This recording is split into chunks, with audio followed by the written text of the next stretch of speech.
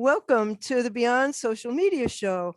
I am here today with Tom Herman, and he's currently the Vice President of Business Development for Air Carbon, a Singapore-based commodities exchange that's built on the blockchain for carbon trading.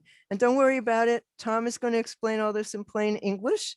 He's got more than 20 years of experience starting companies and leading product development teams, and he's got a really exciting startup that's called Metacarbon that will bring gamification to the education and marketing of carbon offsets and climate change.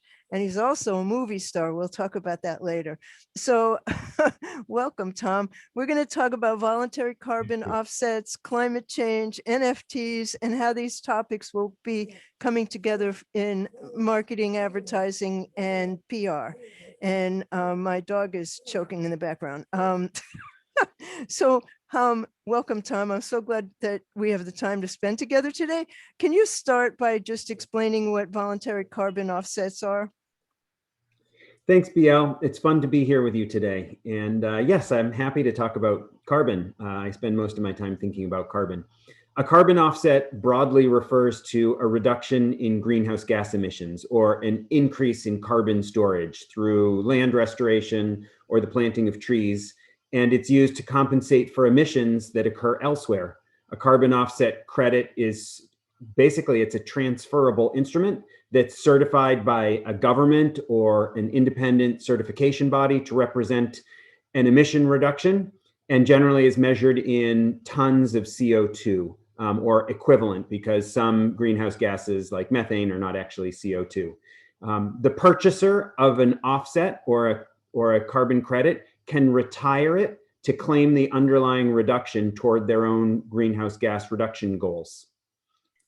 Basically, the key concept is that offsets are used to convey net climate benefit from one entity to another.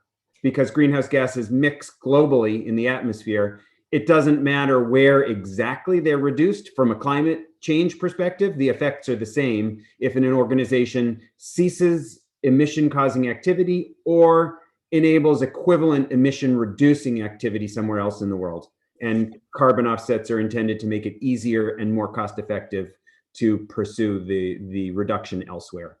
So we'll get into the details of Metacarbon, your startup, and your plans to gamify voluntary carbon offsets and involve NFTs and games like Minecraft and involve children. I think that's really the exciting part of this. But we do also want to explain to the marketers and PR people and advertising people who listen to this podcast how this is going to impact them. So we'll get to that, but your company maintains that in order to achieve the Paris Accord goals that limit global warming, that every company, every bank, every insurer, every investor is going to have to adjust their business models and make credible plans for transition and implement them. So how big a market is this for the sellers of these offsets?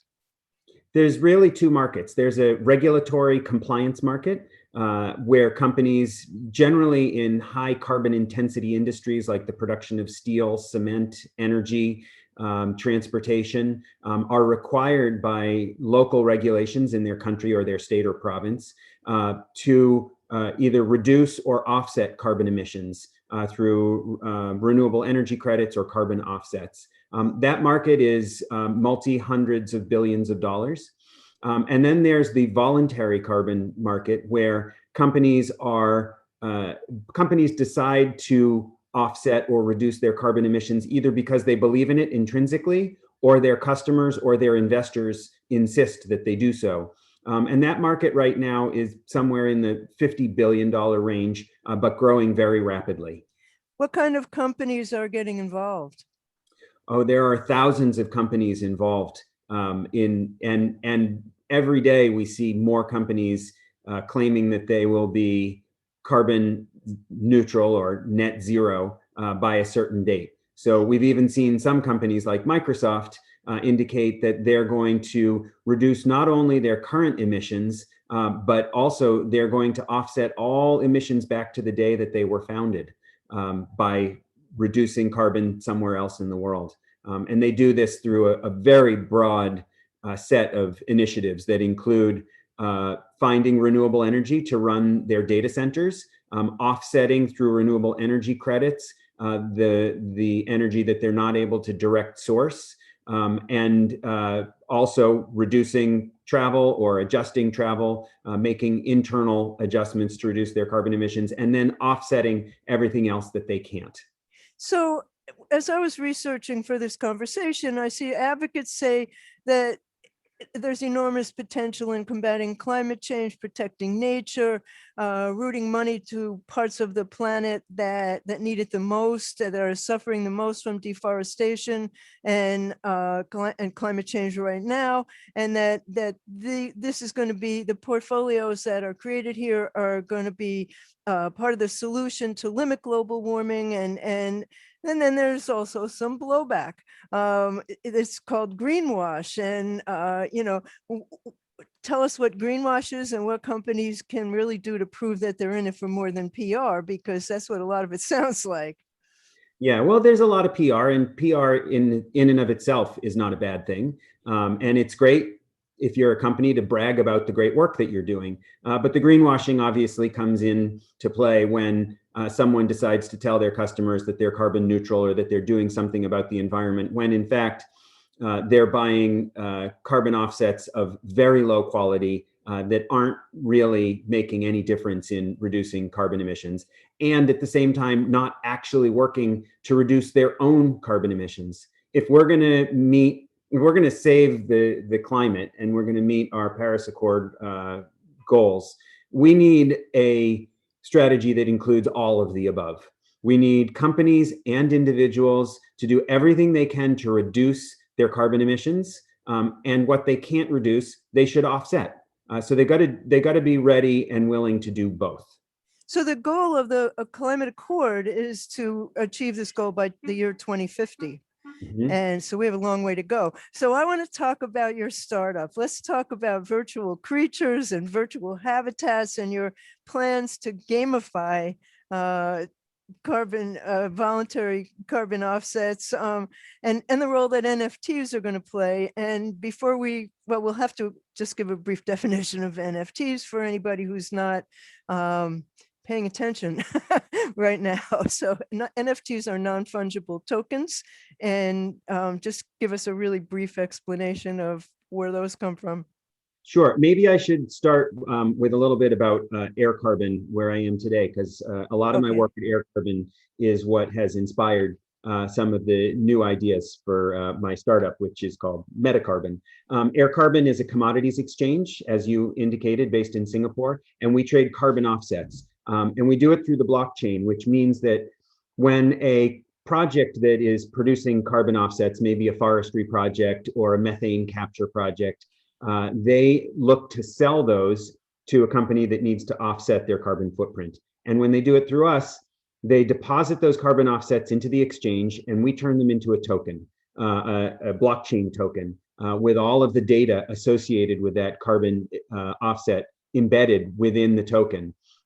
This does a couple of things, but one of the great things about this blockchain process is it helps to avoid double counting. Once it's tokenized, then it can only be traded or used, retired with that token. And you can't have, well, it's an intangible asset, kind of like advertising is an intangible asset. And we all know as the ad markets went programmatic and a lot more data got involved and they grew very quickly, ad fraud became a big problem. One of the reasons it's a problem is because ads are an intangible asset and they're very easy to fake and create fake ad impressions. You could, in theory, do the same thing in the carbon offset space. I'm actually going to interview Bob Hoffman, who is so anti-programmatic. He thinks it's the most evil thing on the planet. So yes, being able to copy something and fake it is a terrible thing. So this is a way to avoid that happening in this field.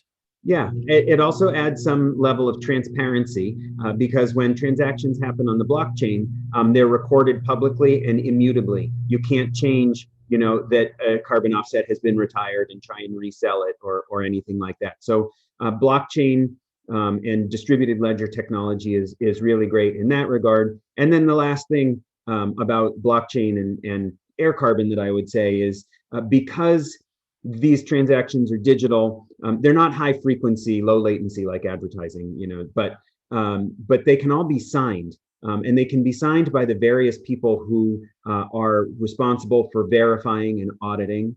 These individuals and organizations can have digital signatures, and those digital signatures can be stored right there on the blockchain, indicating that someone went to Kenya and looked at the forest.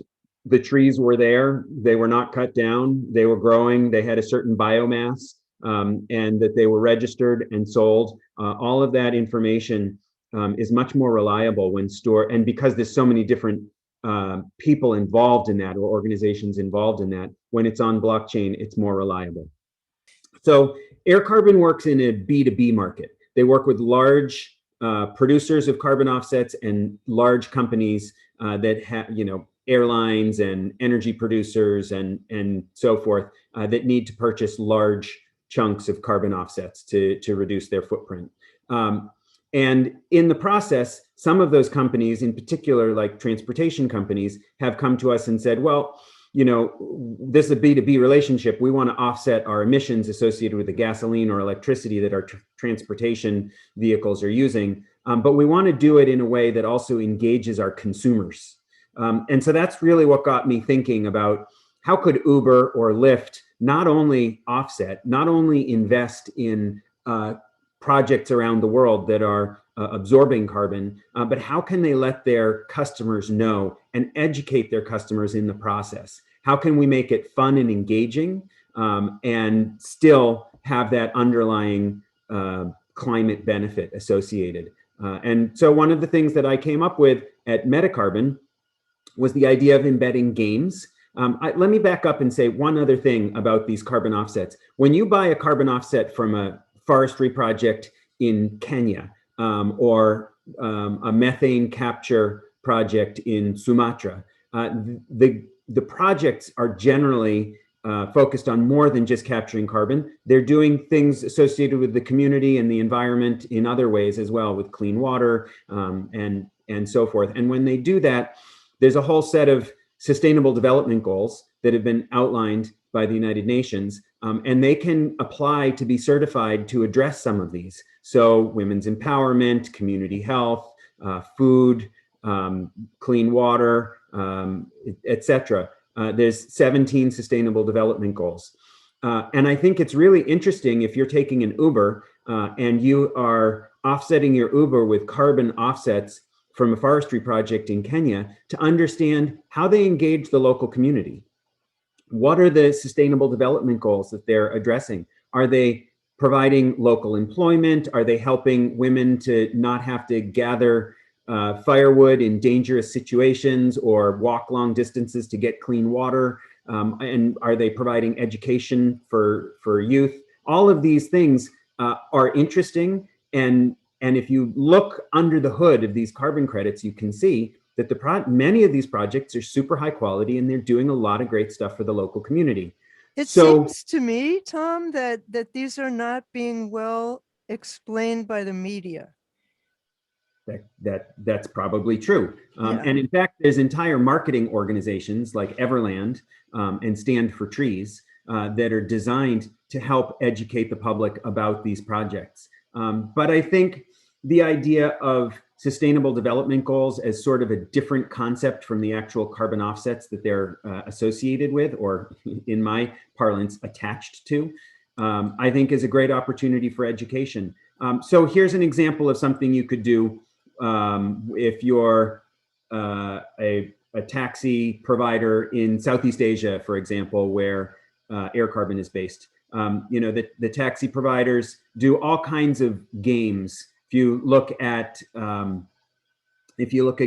or Gojek or Didi Chung, they're developing super apps, and when you take a ride, they'll offer you. What specifically brought this idea to me was taking a Grab ride and seeing that Grab had a Chinese New Year game where every time you take a Grab ride, you get one of the zodiac symbols. And if you get all of the zodiac symbols then you get a free ride or a discount. And it turned out that some of the zodiac symbols were easy to get, and I got most of them. And I was taking a lot of grab rides when I was living in Singapore. But this last zodiac, which was like the year of the ox or something, I never was able to get it, so I didn't get the discount. But I kept trying, and my kids were always interested. Every time we got in a cab, what zodiac did you get? And I thought, we could do this with sustainable development goals. Every time you take a ride, you buy some carbon offsets to offset your ride, and associated with those are the sustainable development goals. And if you can get all 17 or get a bingo of sustainable development goals, then you get a discount. So that sort of gamification is really what led to the concept of metacarbon. It's a B to B to C solution that allows different kinds of games like SDG bingo to be embedded SCG into being what? SDG, the Sustainable Development Goals. Yeah. They're referred to as SDGs. So SDG bingo is a game that could be embedded into a lot of different apps or websites. And there's others as well. If you're a local coffee shop in New Canaan, Connecticut, where I live, you can also encourage people to offset carbon associated with the coffee growing regions of the world. And so again, using the concept of the Sustainable Development Goals, I've added another sort of playful concept, which is creature tokens. So you think about all the habitats around the world that have endangered animals or animals that at least need their habitat to be protected, and allow these projects. If you look at the Sumatra project, for example, they've got a lot of orangutans in that particular project that I've been working with. And they're endangered, are they not? They are endangered. They're in Sumatra and Borneo at this point. I think those are the only places they live. So what we're suggesting is that you can actually tokenize these animals. And this is where we get to what is an NFT. Well, NFTs NFTs are non-fungible tokens. So let's talk about the difference between fungible and non-fungible tokens. Bitcoin is a fungible token. US dollars are fungible insofar as if you have a $1 bill and I have a $1 bill, you're probably happy to trade with me if I like yours better than mine. They're not exactly the same. They're actually printed in different states and they have different serial numbers, but nonetheless, they're fungible insofar as they have the same value and there's really no differentiation. The same is true with a bushel of corn or a barrel of oil. Those are fungible commodities. And air carbon is dealing mostly with fungible carbon. Air carbon is putting carbon into baskets along the lines of demand from the buy side, and 1 ton of carbon is like any other ton of carbon. It's not as simple as that, because carbon offsets from a project in Sumatra are in fact quite different from carbon offsets from a methane capture at a landfill in New Hampshire. So wait, where does the blockchain come into this? Where does the blockchain? So all of this is built on blockchain. Tokens live on blockchain. So when you think about Bitcoin is a primary blockchain, and the tokens that have value of like $55,000 a token, right, a Bitcoin right now, are actually built on the Bitcoin blockchain. That's where they live and reside. There's other blockchains like Etherium, and then there's sort of odd blockchains or other tokens like Dogecoin that are all out there and used for different purposes, and have actually quite different carbon footprints.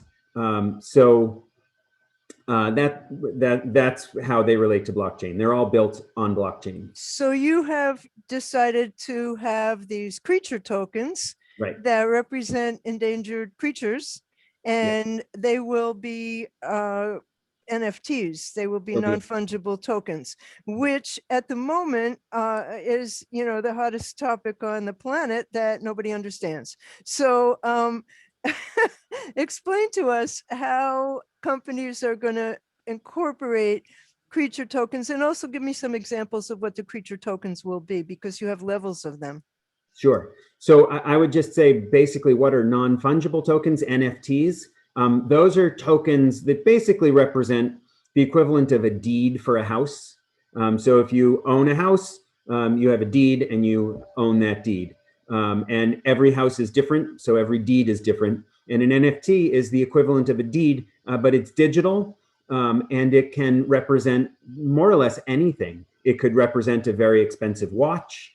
It could represent a ton of carbon, or it could represent a video from the NBA highlights of a certain game. And in fact, one of the most popular NFT marketplaces right now is the NBA Top Shots. Top Shots allow you to buy highlights from different basketball games, and you own them via owning the NFT. You own the token goes into your digital wallet, and attached to that token is the video. Now, you might or might not own the copyright to that video, but at least you own it. And there's other things that have been tokenized. There's a lot of art being tokenized. And so you and probably... music. And music, well, music is actually a really sensible thing to think about tokenizing into NFTs, in part because each piece of music is unique and different, but music is also inherently digital. It's not something you can touch. And it has all kinds of interesting rights associated with it. And one thing that's interesting about NFTs is they can be smart contracts. They can have rules built into them. And one of the rules that's really important for the creature tokens that I'm building is that when they change hands, when they are sold, not all of the proceeds of the sale go to the seller. Automatically, when someone buys an NFT, a small percentage, or actually any percentage that you want to program into it when you originally mint the NFT, creating tokens is called minting. When you mint the NFT, you can determine that 5% of the funds for buying that are going to be transferred to a third party, like a carbon project. So the creature tokens are endangered species. So we go to the carbon project in Sumatra, and we say, let's take 100 of your orangutans. We don't even, I mean, we could do 1,000 of them. It doesn't really matter how many there are. These are concepts. And we'll embed a unique photo. We'll give the token some video as well. And in addition to the photograph and the video, we'll include a ton of carbon, or maybe 2 tons of carbon. So you have all of these assets bound up into a non-fungible token, which can then be auctioned. And it can be auctioned for $100. And by the way, a ton of carbon generally sells for anywhere from $5 to $20 a ton, maybe $50 a ton in some rare cases. But wait, I'm a little confused. I thought we're trying to get rid of carbon. Why are people trading carbon?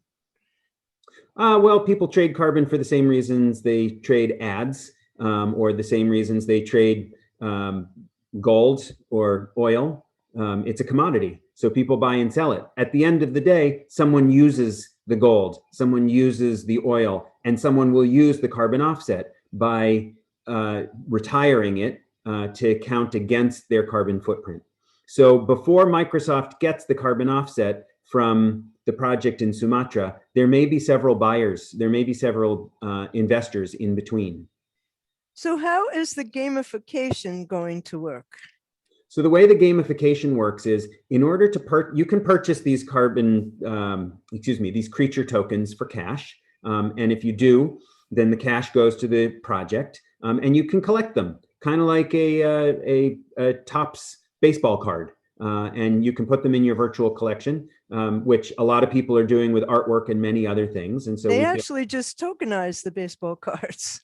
Exactly. Yeah. That's right. And they've tokenized Magic the Gathering cards as well, and all different kinds of collectibles. My son buys and sells Magic the Gathering cards. They range in price. The ones he deals with range from 15 cents to $20. And how old is he? He's 12. Wow. So that's really fascinating. And So he plays that game. And so he saves money to buy cards sometimes. And he buys a lot of cards in the $1 to $2 range. And he buys them at a local store. You know, people have been trading Dungeons and Dragons stuff for a long time. So they trade Magic the Gathering, and now he can do it digitally. And he lives in a digital world. He's in Minecraft, right? He's building stuff in Minecraft, and he's in other digital environments. And some of his friends, he doesn't even know where they live, but he wants to be able to show them his Topps baseball cards, except in his case, they're Magic the Gathering cards. And I think he might be interested in collecting creature cards, because the millennial generation, in addition to having different collecting habits and being very digital, they also care a lot about the environment. So that's how the creature tokens are made. If I buy a creature token for $100 and then I sell it to a friend for $150, I'll get 95% of the money, and 5% of it goes to the project in Sumatra. If my friend then sells it for $220, again, 5% goes to Sumatra. So there's this potentially ongoing this ongoing revenue stream. my understanding about how NFTs work in art, for example, is that right now, if an artist is working in a traditional gallery situation and their painting sells for, let's say, $10,000, they get whatever percentage the gallery's giving them. 10 years from now, or 5 years from now, that same painting might sell for $500,000 and the artist won't get anything.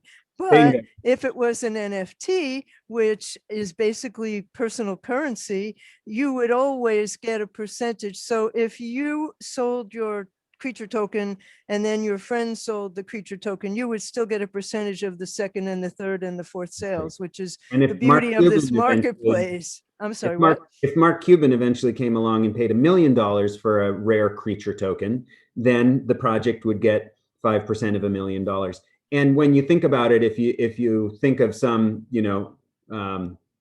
Matisse, some famous artist from way back when, if he had put an NFT in place to represent ownership of his paintings, then his family could be getting X percentage of every time it's sold. And it really is. I mean, last week we talked about on the show Disaster Girl, who became a meme when she was a child because her father took a picture of her that just turned into a meme. And last week she cashed out for $500,000 with the original photo, with which she paid off her college loans and contributed to nonprofits. So, this is a whole new economy, and it is basically taking place sort of underneath the current economy, and it's rising. It's like the cicadas that are coming next week. So so tell us, how can companies use creature tokens in marketing and PR, and do you have some examples of some that are already doing this type of thing? Sure. Well, when you purchase an airline ticket from Delta, they offer you the opportunity to offset your carbon emissions, and it might cost you $20. But it's really straightforward. It says, would you like to offset your carbon emissions? Yes, no. If you say yes, they tack $20 on. That's it. That's almost literally it. There does happen to be a link at the bottom of the page to the project, but there's no attempt to engage the user at that point. And frankly, with something like travel, if you can engage the user either at checkout when they're buying the ticket or when they're on the flight through the app, there's a lot of opportunity to tell them about what Delta is doing. Delta is an example of an industry that is not going to get to carbon zero without offsetting anytime soon. In order to get there, they're going to have probably electric planes. And That's not happening anytime soon. Right? Yeah. So there, it's one of many examples of the economy where offsets are going to have to happen. And what else is interesting is they fly to destinations. In many cases, maybe they're flying to Colombia or Brazil. Maybe they're flying to Asia. And in these destinations, there's people doing tourist activities that include visiting orangutans or visiting the aviary in Cartagena, Colombia, where they have a really unique Andean condor that's endangered. So being able to engage the flyer in some information about how Delta is helping the destination that they're going to is a really interesting marketing and educational opportunity. The same What do is you true think with it will take? What do you think it will take to get them to the point where they'll do that? And is your Metacarbon planning to engage on that level? Yeah, we for sure want to. We want to provide them the tools to be able to engage their coffee drinkers or their airline passengers in understanding the impact of their activities, the impact of shipping coffee from Colombia to the United States, the impact of flying to a destination. And if you include the Sustainable Development Goals in the concept, then we can teach them even more, not just about the environment, but also about this large segment of the world, which is currently bearing the primary brunt of the impacts of climate change. The global north has spent the last 200 to 300 years industrializing and generating wealth and value based on polluting the planet. And now that we've made all this money and we're rich and able to handle climate change, the vast majority of the impact of climate change is being felt in the global south. So through voluntary carbon offset projects, there can be a win-win-win. You can help the environment. You can do it in the most cost-effective way and place to do it, which might not be in the United States and which might not be by moving to an electric airplane. But in the process of reducing carbon emissions in Colombia or Brazil, instead of in the United States, you can also economically support a community that's really being devastated by climate change. So there's a whole bunch of different ways that it can be beneficial. And also small businesses, how would they become, like, let's say a coffee shop, how would a coffee shop become involved? Well, a coffee shop could become involved by helping an individual to buy a Creature token by rounding up the price of every cup of coffee from $3.70 to $4. And then you have 30 cents of every purchase goes to buying carbon offsets. And when you get enough carbon offsets, then you get a collectible Creature token. You could get a baseball card instead. But some people might prefer to be able to have a collectible that they can trade or that they can show off.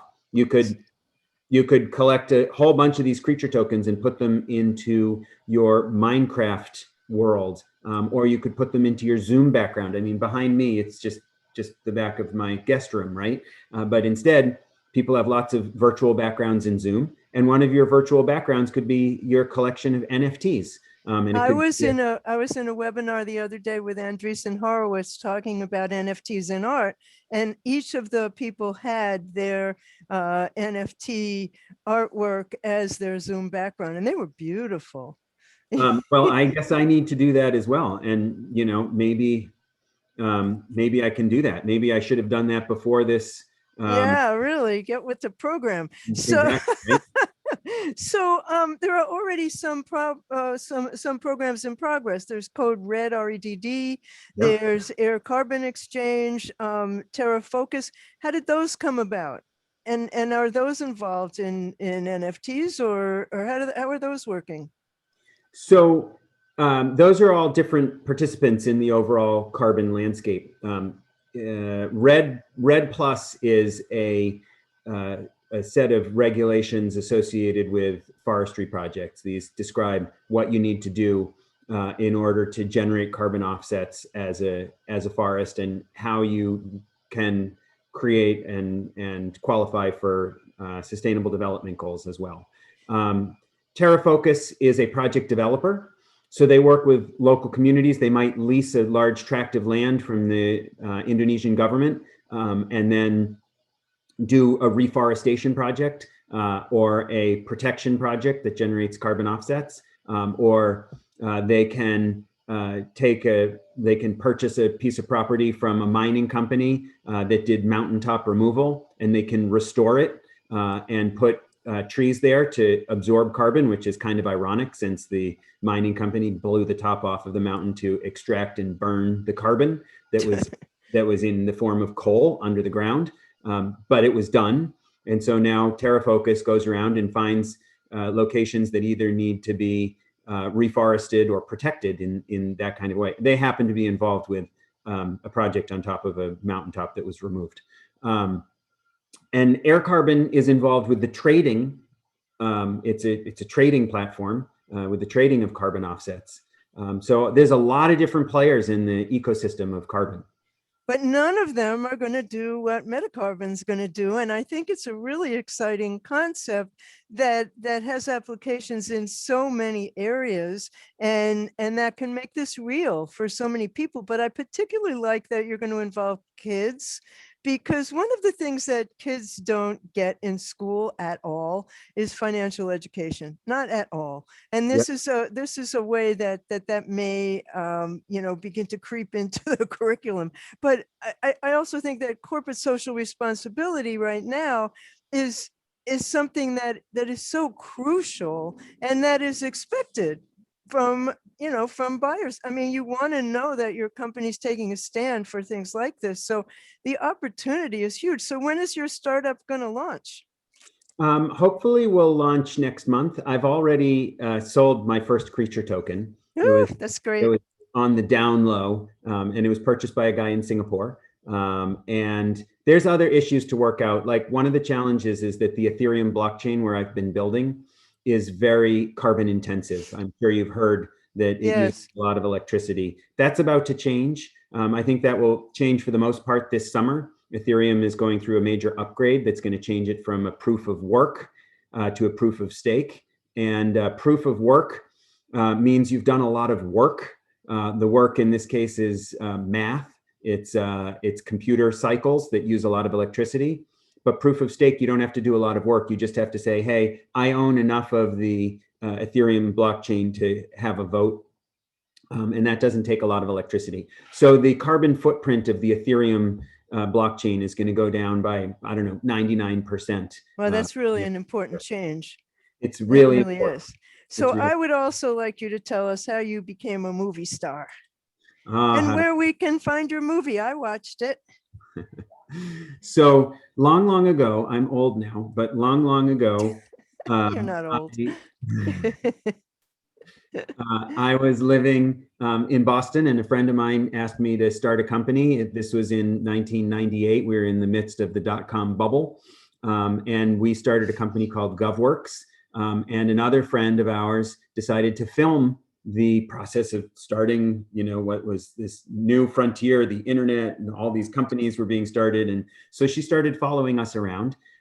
We thought it would be, an interesting case study for business school and so forth. But they ended up making what was really more of a theatrical release. It was a story about the relationship of two guys who start a company, raise $60 million, hire 300 people, and then it ends in bankruptcy. The dot-com bubble implodes, the company goes through bankruptcy, and there are other highlights of the movie. One in particular, which I won't share here in case any of your guests decide to watch the movie. I don't want to ruin We'll put a link in the show notes, yeah.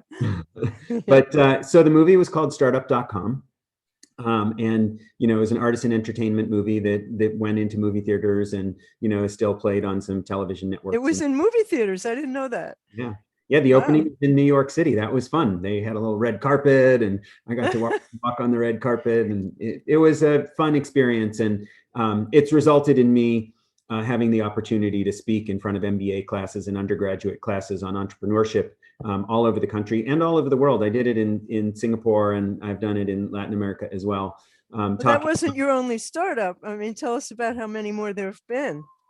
I've been involved with 6 startups at this point, various startups, mostly, quite international, one of which ended in an IPO, one of which ended in a bankruptcy, several of which were, moderately successful or, didn't really make much money for anybody.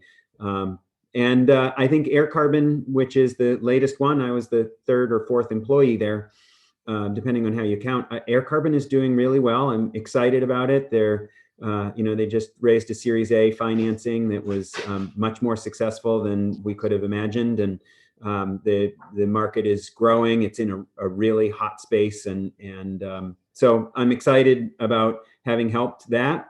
And now that I'm back in the United States, I'm excited about doing what will hopefully be another successful startup in metacarbon. Well, Tom, I think our viewers might like to, our listeners might like to get in on this. So where can we buy Creature tokens? So if you want to get involved in metacarbon, go to meta-carbon.com. And there's a sign-up sheet there, so you can put your name on the mailing list. And next month when we launch, you can go ahead and buy a Creature token. If you want to buy a Creature token in advance, we do have a few. They're not being auctioned, but they are available for sale. So you can reach me on LinkedIn and ask. And I'm going to update my Zoom background as soon as this call is over. I'm going to put my habitat. Oh, we didn't get to that. You can put your creatures in habitats as well. So you can basically create your own game format, right? Exactly. Yeah. The habitats are a fun part of the gamification. So I will put some educational links into the show notes that you've sent to me that helped me get educated. And I'll put a link to your movie because people definitely should see your movie, and a link to the website. And I really appreciate you spending the time today. I know this is going to be a huge success, and I'm going to buy a Creature token right away. All right. You're the next one on the list. I'll get you a Creature. What kind of Creature token? What kind of destination would you like to be associated with? Where would you like to collect from? Well, I would. Underwater? Oh, underwater would be Want an fabulous. octopus Or the creature? rainforest. A rainforest? Would you like a bear, a white bear from a northern forest? Ooh, yeah. Maybe a polar bear? Oh, a polar bear, sure. Or a whale. Do you have whales? Here's the challenge with whales. Like I'm trying to focus, that's a good idea. I'm trying to focus on creatures initially that are associated with carbon sequestration projects. So I can't quite do anything. There's got to be some broader project. So if there's a whale preservation group that has some sort of habitat that they're protecting, maybe I could make that happen. But whales are so free. Well, okay. I definitely, I'm interested in bears. I'm interested in pandas. I'm interested in lions. I'm totally interested in lions. So all right. Anyway, I I will definitely be the one who's going to be buying your first tokens. And I'm sure that our pardon? Second token. You get the second token. Okay. And I'm sure our listeners are going to want some too. All Thank right. you so much, Tom. This was really exciting. Thank Thanks, you. Theo. I appreciate it.